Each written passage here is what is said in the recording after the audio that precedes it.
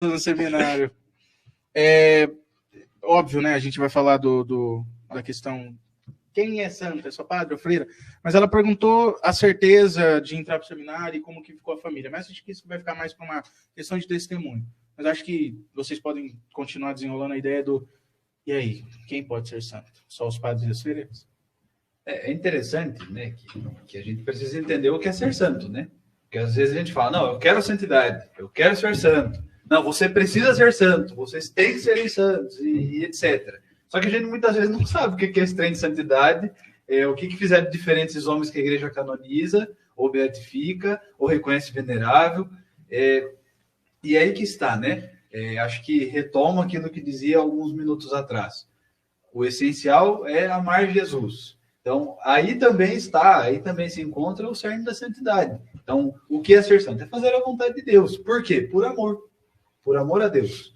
O que é o vocacionado? O que tenta fazer a vontade de Deus, a partir do chamado dele. Então, a partir do momento que nós compreendemos isso, nós percebemos que não é para X ou Y, não é para determinado grupo de pessoas ou não, mas é para quem quer fazer a vontade de Deus em sua vida. Por quê? Por medo de ir para o inferno? Não, mas por amor.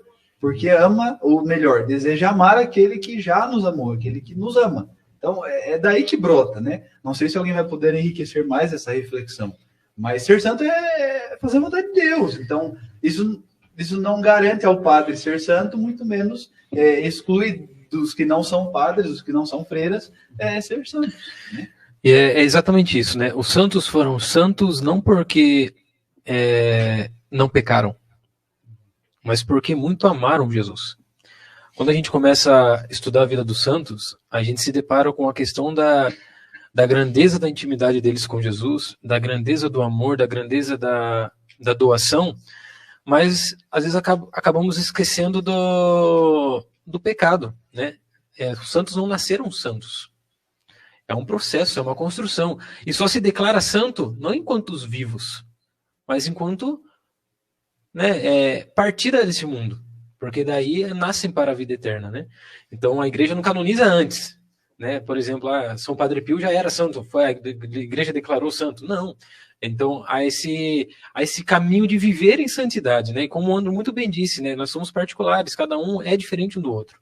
Mas aí somos chamados a viver a santidade nessa diferença que eu sou, né? Tem uma coisa que me marcou muito no propedêutico quando a gente entrou, né?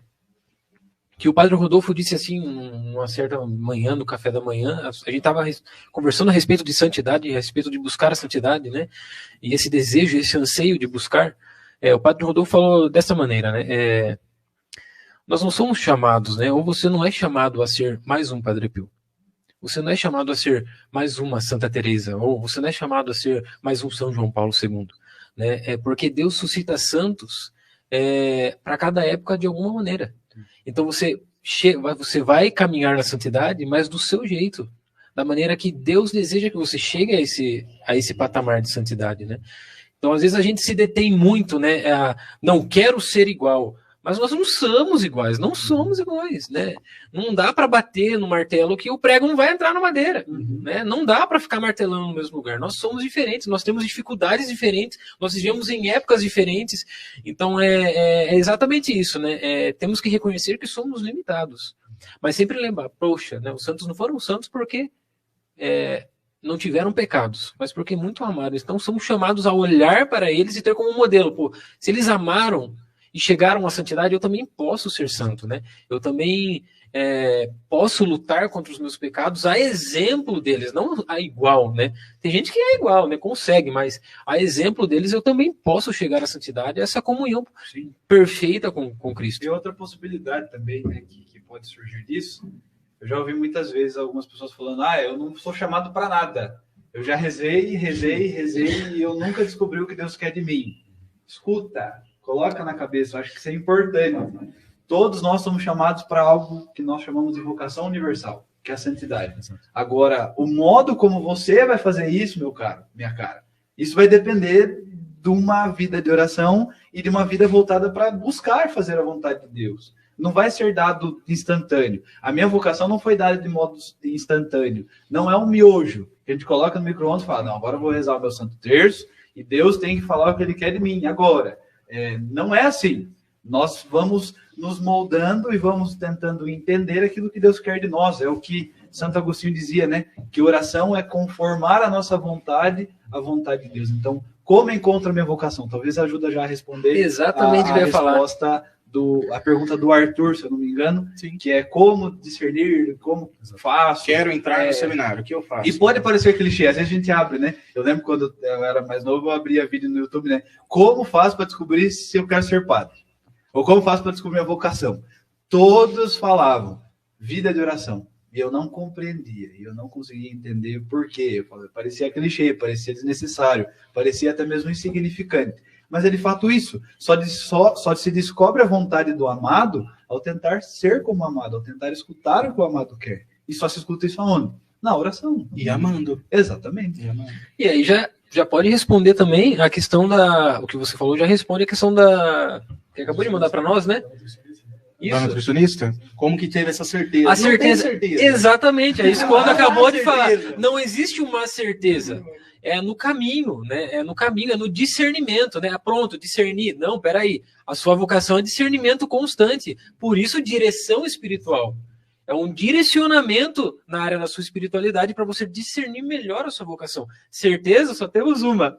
Da morte. Vamos morrer. Não passaremos. perecível, né? Exatamente. Não passaremos perecível, dessa vida. Até porque, às vezes as pessoas, quando vê alguém entrando no seminário, já canoniza, já vai virar padre. Pessoas, vai virar padre. E se sai do seminário, misericórdia. O terror da A pessoa sociedade. não pode mais aparecer na comunidade, não pode mais estar presente, porque as pessoas vão colocar nela, às vezes não a vontade de Deus, mas a expectativa delas, né? Então, outra coisa que você entender aí, você que nos acompanha, tá no seminário não significa que vai ser padre. Tá no seminário significa que está tentando discernir o que Deus quer dele. Tem aquela máxima, né? Entrou no seminário, um dia vai sair. Deus sabe como. Exatamente. Seminário vai sair. Nós temos vocações Exatamente. para ser seminarista, nós temos vocações para ser padre. Né? É igual aquilo que o padre discernimento Fábio falava do vocacional. namoro. O namoro é feito para acabar. Exato. Ou em casamento, ou acabou o namoro. Então, a nossa vocação é a E mesma coisa. até corrigindo um pouco essa minha fala, né? Na verdade, nós temos vocações para ser santo, para estar com Deus. O ser padre é a forma como nós vamos ser santos. Exatamente. O casar é a forma como eu vou ser santo, entendeu? Essa é a ideia, mais ou E eu menos. ouso dizer, deveria ser só um detalhe, né? O que importa é se muito amor ou não. Então, É. como amor, isso não importa. Como o que diz, importa é que né? amor, né? Como diz São João da Cruz, no final da vida seremos julgados pelo amor. Trazendo aqui o bate-papo e direcionando já, felizmente, talvez,